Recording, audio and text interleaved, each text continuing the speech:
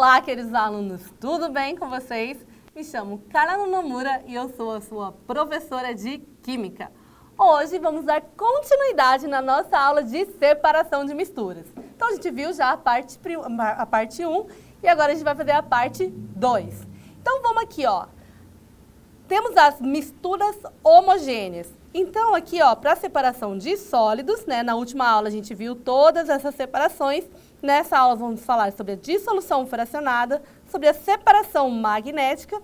Em relação à separação de sólidos e líquidos, vamos falar da decantação de sólidos e também a centrifugação. E a separação ali entre líquidos, vamos falar também sobre a decantação ali desses líquidos. Então vamos lá, começando aqui pela dissolução fracionada. E ela também é conhecida ali, gente, como a extração por solvente. Ela vai ser utilizada para separar misturas de sólidos que apresentam o quê, gente? Diferentes solubilidades ali em um determinado solvente. Então, a sua aplicação é ali na indústria alimentícia e também na indústria farmacêutica. E ela também pode ser utilizada ali para a purificação de sais. Então, vamos ver aqui um exemplo, ó. A gente vai ter uma mistura de sal e areia, né? Então, sal e areia, os dois são dois sólidos particulados e, né, é relativamente difícil a gente conseguir separar esses dois tipos de materiais. Então, a gente vai fazer o quê, gente? A gente vai adicionar ali a água, né? Então, ele vai ser ali o nosso solvente. E aí, a gente vai o quê? A gente vai filtrar, né? Então, a gente pega aqui um funil de filtração, né, com um filtro, e a areia, né, ela vai ficar retida, porque ela tem um tamanho ali de partícula um pouco maior, né? Ela é maior que o sal. Então, a areia ela vai ficar retida aqui no nosso funil, enquanto aqui, ó, a gente vai ter a água e o sal, que vai passar ali pelo processo de vaporização. Então, a gente vai fazer ali a evaporação da água, ficando somente o sal. Então, essa daí, gente, é a dissolução fracionada. A nossa próximo tipo de separação é a separação magnética, gente.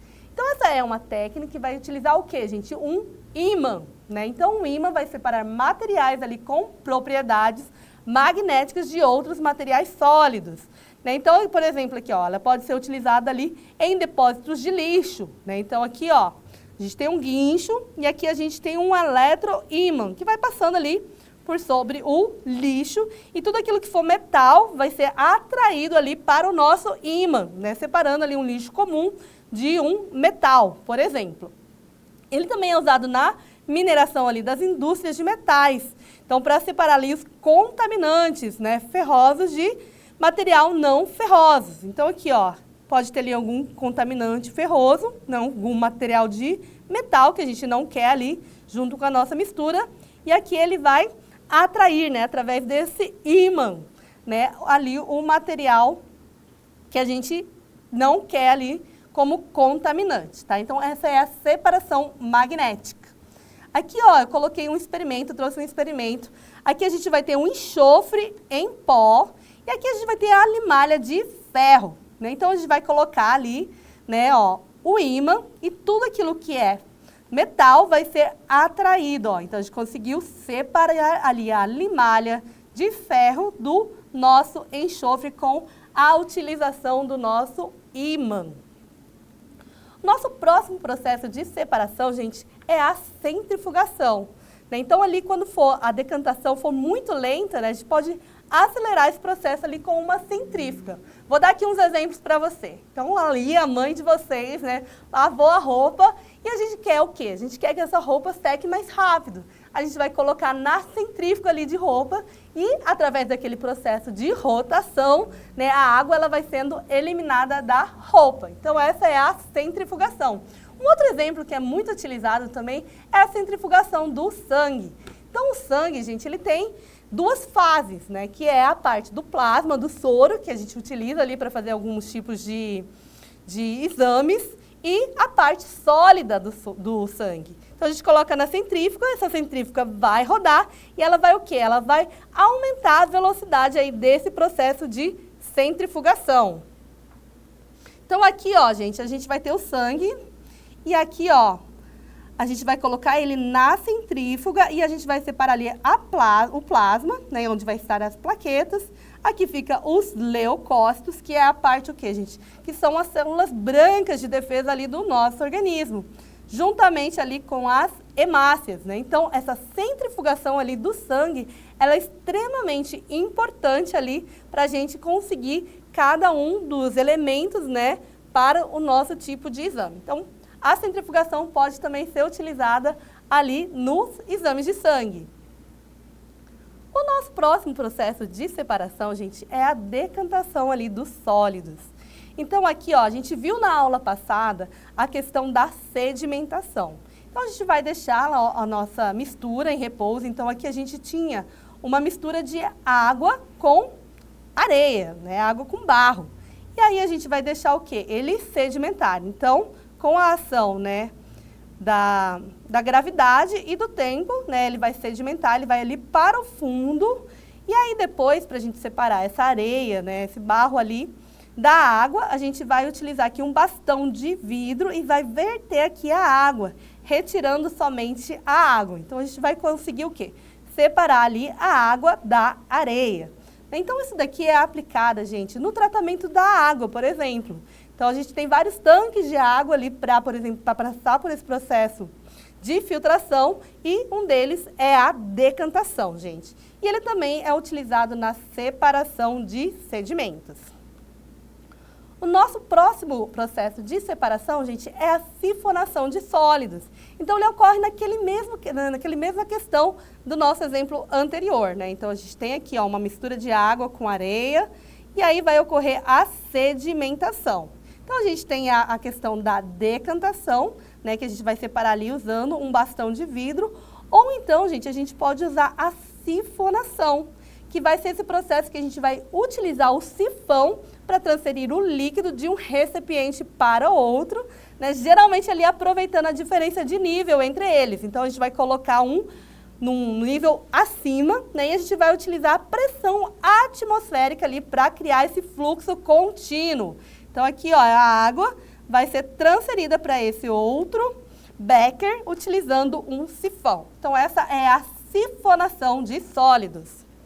Depois nós temos a decantação de líquidos, né, quando a gente tem líquidos ali de densidades diferentes que não se misturam, que o importante é que sejam immiscíveis. Um exemplo aqui é o óleo e a água, né, e a gente vai utilizar, né, um equipamento especial chamado funil de decantação. Né, então, daqui é o funil de decantação, ele vai ter aqui uma torneirinha, né, e a gente vai abrir, vai escoar a água e quando chegar aqui nessa parte do óleo, a gente fecha a torneirinha. E aí a gente consegue fazer aí essa separação desses dois materiais, tá? Então, ele é aplicado em usinas de refinarias e também na separação de componentes químicos. E agora, gente, a gente vai falar das misturas heterogêneas. Então, se são duas misturas heterogêneas, ali de sólido e líquido, né, a gente vai usar a evaporação e destilação simples. Líquido e líquido, a gente vai usar a destilação fracionada, gás e gás, a liquefação fracionada e a dissorção. Então, vamos aqui falar da evaporação, né? Então, vai ocorrer quando um líquido passa do estado líquido para o estado gasoso. Então, a gente vai ter ali o quê, gente? Uma fonte, né, de calor. Então, no caso aqui da panela, a gente vai ter uma chama, mas a gente também pode usar ali a evaporação natural, né? Usando o calor ali do sol. Aqui é uma salina ali, para obtenção de sal. Então, a gente vai separar ali o sal da água, né, utilizando a evaporação. Ela também é utilizada ali para a cristalização de açúcares e também na secagem de alimentos. E ela é importante, ela só é utilizada, gente, por exemplo, quando só a fase sólida tem interesse. Né? Então, por exemplo, a água e o sal. A água vai evaporar, então a gente já perde ali o líquido. Então, a gente só quer utilizar a parte sólida, que no caso seria o sal. Então, esse é o processo de evaporação. O nosso próximo processo de separação é a destilação simples. Então, vai ser um método de separação de misturas homogêneas, que é usado ali para separar componentes ali com diferentes pontos de ebulição. Então, aqui um exemplo é a separação do etanol e da água, para a gente fazer ali a extração de óleos, por exemplo. Então, aqui a gente vai ter um bico de Bunsen, que vai fazer o aquecimento, né, dessa água. A gente tem um balão de vidro e aqui a solução, né, de etanol e água. Né? Lembrando que o ponto de ebulição do etanol ele é bem menor que o ponto de ebulição da água. Então, o primeiro componente dessa mistura que vai evaporar é o etanol. Por isso que a gente tem aqui um termômetro. Então, esse termômetro, né, ele vai fazer um indicativo ali, mais ou menos, da temperatura que o etanol ele vai sofrer esse processo de ebulição. Então, ele vem aqui na forma de vapor e ele vai passar aqui por esse condensador, gente. Esse condensador, a gente tem que ter aqui, ó, uma fonte de água, né, água fria entrando por aqui e ela sai por aqui. E para que serve esse condensador, gente? Ele vai fazer que o vapor, né, ele passe do estado de gás para o estado líquido. E aqui a gente vai fazer a retirada ali do destilado. Né? Então, aqui a gente tira essa primeira fase ali do etanol, por exemplo, e aí aos 100 graus, né, a temperatura de ebulição da água, e aí depois a gente faz a retirada ali, por exemplo, da água. Então, esse é o processo de destilação simples. E agora a gente vai falar da destilação fracionada, que vai ser a separação de líquidos miscíveis com diferentes pontos de ebulição. Então, é a mesma coisa que a destilação simples, gente, só que aqui ele vai ter o quê? Ele vai ter uma coluna de fracionamento. Então, essa daqui é o diferencial, esse é o diferencial.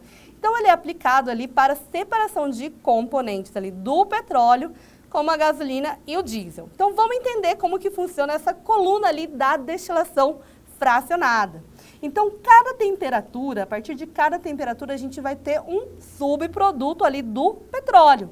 Então, por exemplo, aqui, ó, a 20 graus.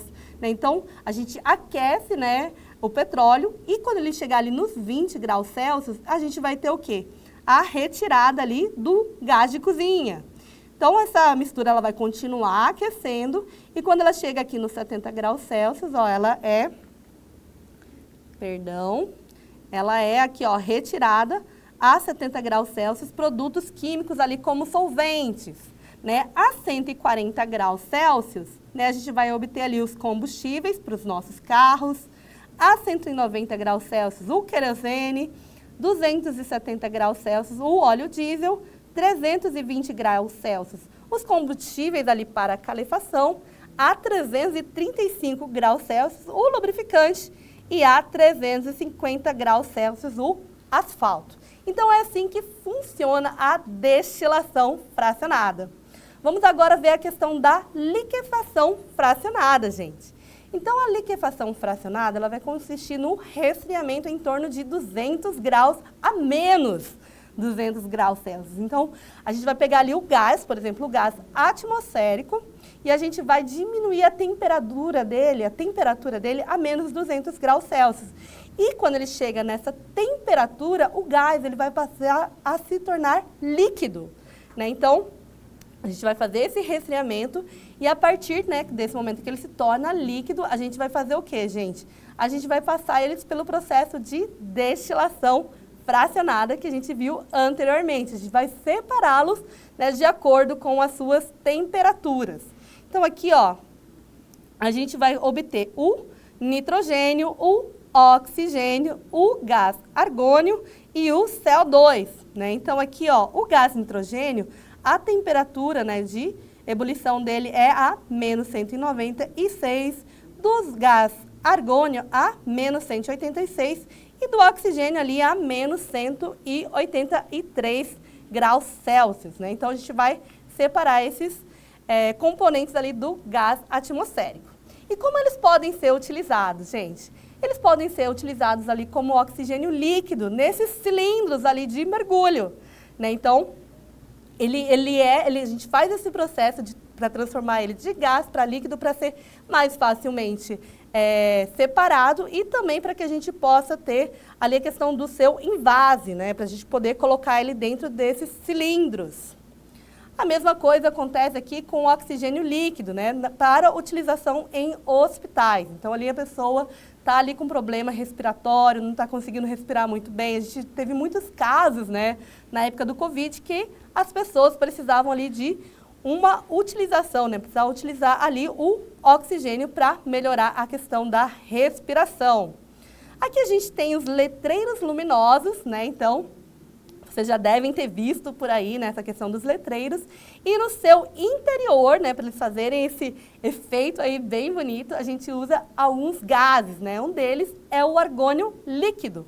Aqui, ó, na lateral, a gente tem, ó, o plasma, né? A gente já viu uma aula nossa falando sobre, né, o cilindro de plasma. Então, ele é utilizado ali o argônio.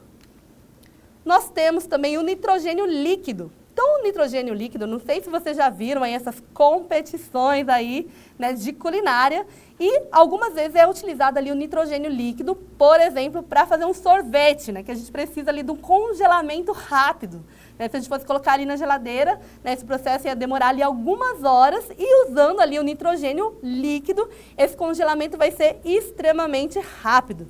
Então, pode ser utilizado ali para o congelamento de alimentos. E também aqui, ó, o CO2, né, ele é colocado ali nos extintores de incêndios, eles podem ser utilizados ali para apagar incêndios, né? Então, ele também tem essa função. E aqui o nitrogênio líquido, voltamos para ele, gente. Então, a gente pode fazer ali o congelamento de óvulos, né, o congelamento de células-tronco, né, para que esse material seja conservado, né?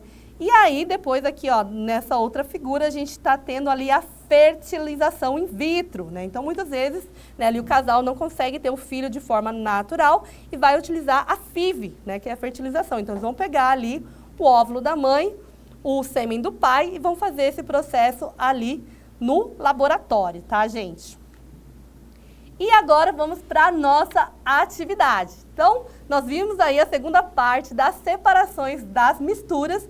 Vamos ver se vocês aprenderam. A atividade fala o seguinte: na natureza, dificilmente se encontram substâncias puras, né? Geralmente vão se encontrar em misturas constituídas de uma substância principal e as impurezas. Na separação aí dessas misturas vão empregar-se métodos de análise imediata, que se aplicam conforme o tipo de mistura. Então, para cada tipo de mistura, a gente viu, né, vai ter um tipo de separação específica para ele. Então, assinale a alternativa que indica qual método utilizado ali para separar os componentes de quem, gente? Do ar. Então, essa daqui tá fácil, que a gente acabou de falar sobre ela. Então, a primeira alternativa, dissolução fracionada? Não, né, gente? A dissolução fracionada, ela não é capaz ali, de fazer a separação dos componentes do ar. E nem a destilação simples, né? Ali no caso da destilação simples, a gente vai ter dois líquidos, né, de pontos de ebulição diferentes. Então, a alternativa B também não. A alternativa C fala ali sobre a ventilação, né? Embora seja gases, né, através da ventilação a gente não consegue fazer aí essa separação, nem a fusão fracionada. Então, temos aqui como alternativa correta a alternativa E, a liquefação fracionada. Então, terminamos assim a nossa aula. Nós vimos a segunda parte aí dos tipos de separações de mistura. Espero que vocês tenham aprendido um pouco mais. Um abraço e até a próxima!